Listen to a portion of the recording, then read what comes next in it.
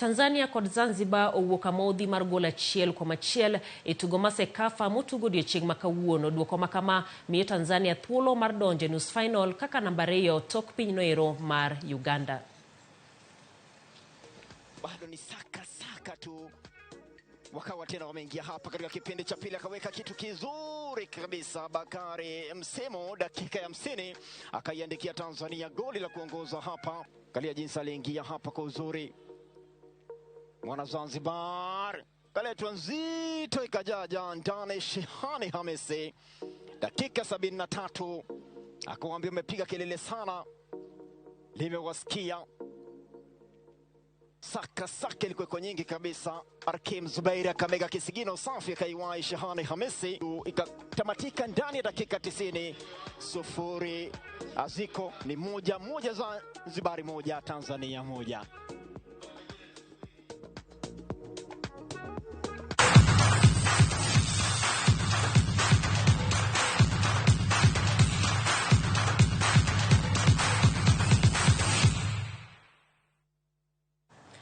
Gikanye mabende waloro godo chedo dindi mag weche manyien mag oyimore kro kamana inya Ken Msafi iwacho ni ntiere gwenge go mag Yenga. Kadan Grado kantiere Dandora iwacho ni jambo mingi ineno makare kentiere Dandora. Pinyo wacho ya kadwaro daro ji to thoth ji osetho. Iwacho ni mano mpango mane uwinjo bedne gichako godo chonero kamana inya kuom ote mari. Eric Nyumba kantiere Kisumu ibende iwacho ni luo weche manyiena mago mag Ramogi TV.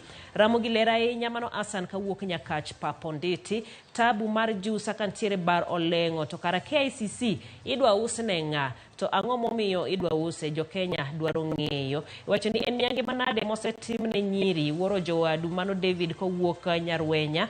New Matatu in Nairobi, Brown Yaga erokamano ahinya.